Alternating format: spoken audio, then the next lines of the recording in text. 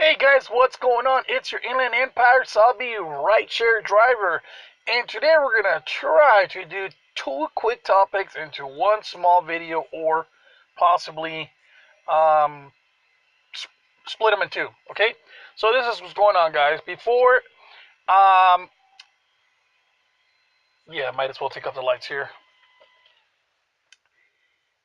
Facebook.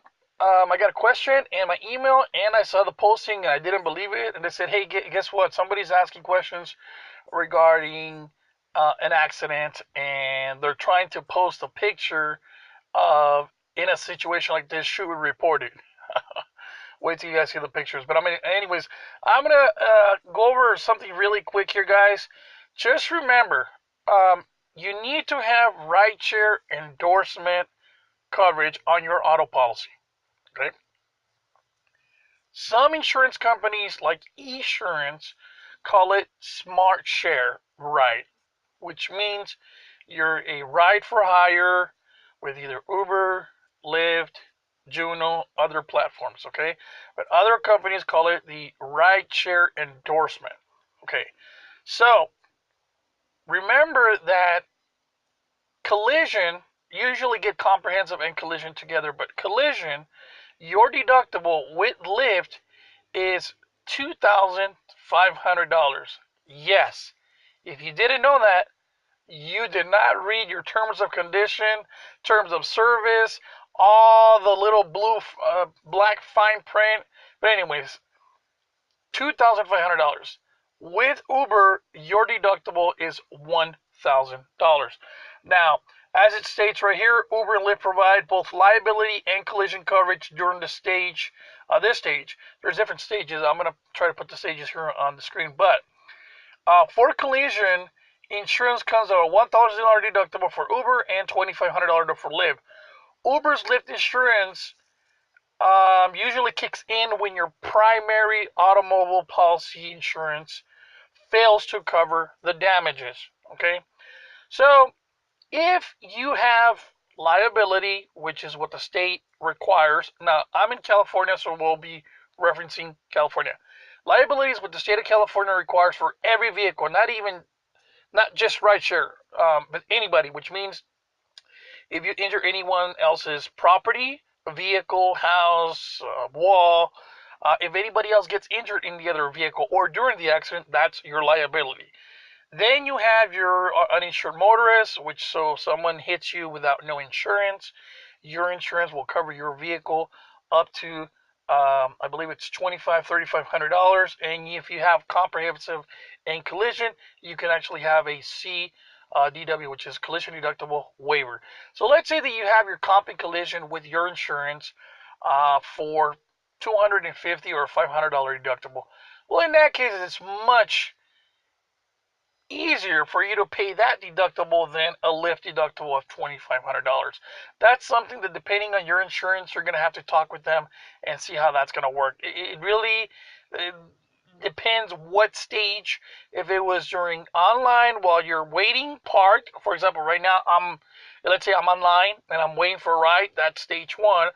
When you actually get the request, that's a different stage.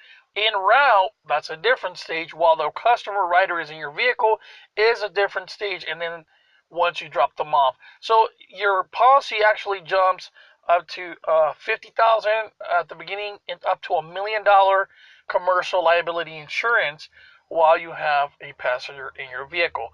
So, do you need to report it? Yes, you do. I'm going to give you some example screenshots of what is required to be reported to Uber and Lyft.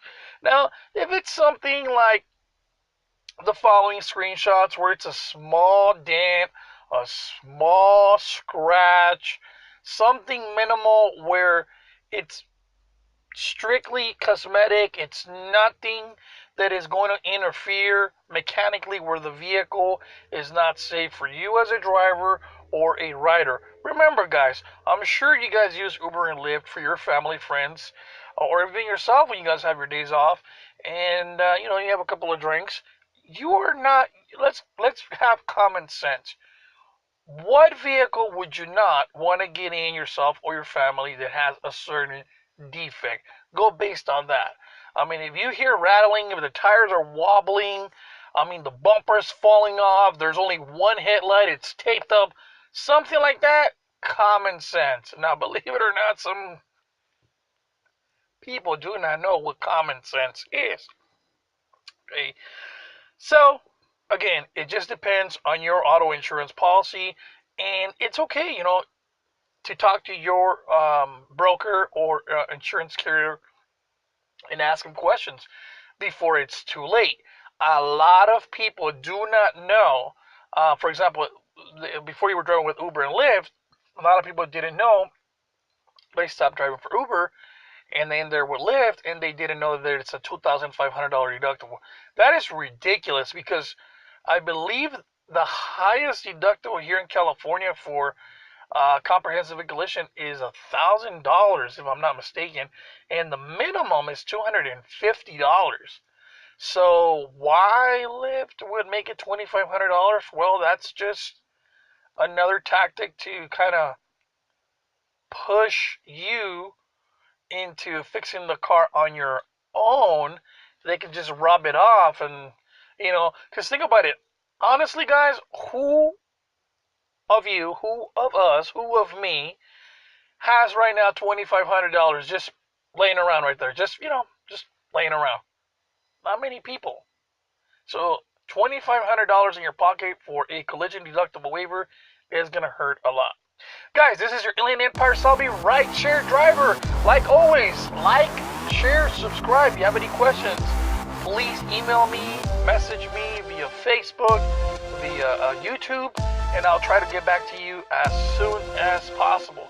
Like always, be careful and let's stay safe out there.